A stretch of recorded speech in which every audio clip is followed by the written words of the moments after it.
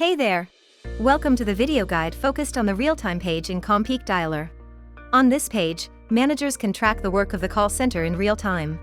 You will discover the available modules on the page, how to toggle between grid and table views, the data displayed within each module, how to interact with or pause agents during calls, and the information shown in system alerts. To access the page, click Realtime on the Dialer homepage. The page includes multiple modules, the place and content of which depend on your chosen layout. Another video about real-time customization demonstrates the layout options available for your desktop screen.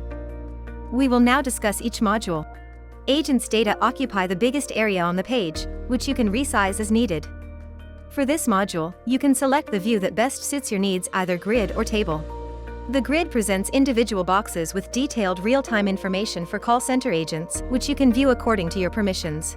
Each box contains the agent state, extension and name, caller ID, destination country and phone number, and state duration. Click the three-dot menu for additional actions.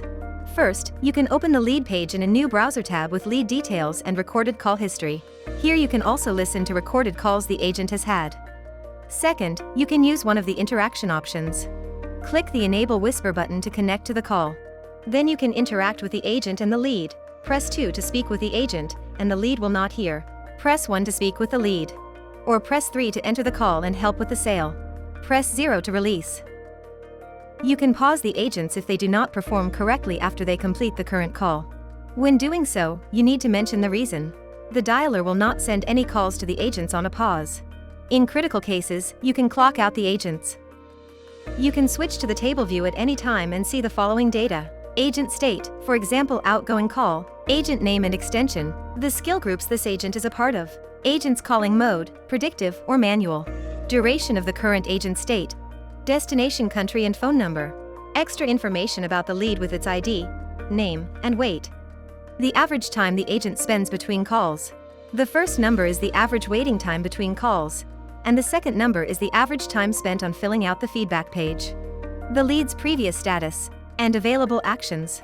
When configuring the layout, you can filter which desks, agent states, and skill groups will have their relevant data displayed on the page. Additionally, you can apply different colors to alert the manager. For instance, if a call lasts longer than 5 minutes, you can configure the line to appear in red, allowing the manager to spot a potential sale and join the call. Let's proceed to the general info section on the right.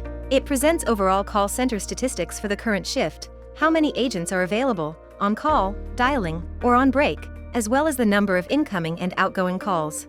The group's summary section below the general statistics shows the number of online and all users in the groups.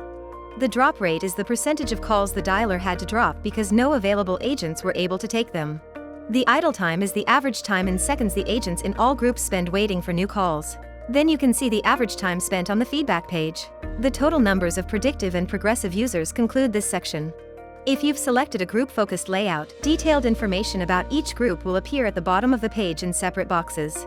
You can see the name of the user group, and how many agents in the group are clocked in and making calls.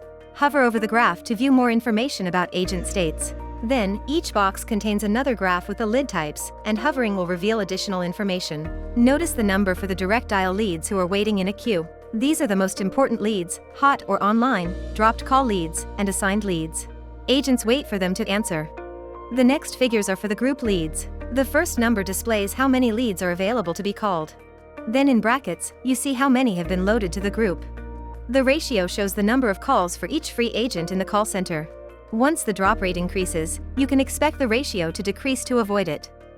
Click the three-dot menu to load the group simulator if you want to check how many leads in this group are available for calling at the moment. The guide by the link explains this feature in more detail. If you choose the desk-focused layout, the group summary will be replaced with that of the desks, and agent activity by desks will be shown at the bottom of the page. To be able to monitor calls of specific desks in the real-time stats page, you as a manager need to add yourself to those desks. For more information about desks, see the guide under the link. Let us proceed to the Inbound Calls module, which displays the statistics about incoming calls and IVRs. The total number of waiting calls shows how many calls are waiting for an agent to answer. The average waiting time is the average time in seconds the lead was waiting for the agent to answer. If queues are configured, you can see the waiting time for caller IDs via a specific queue. Next, in the External Outgoing Calls module available in the Desk's Focused layout, find the total number of active transferred and conference calls, and their average duration. Below, you can see detailed data by destination. Another useful feature on the Realtime page is System Alerts. Here, you can see general alerts about your call center operation and those about automatic speech recognition. Let your account manager know if you want to change your alert settings. Thanks for watching. See you again in our video guides.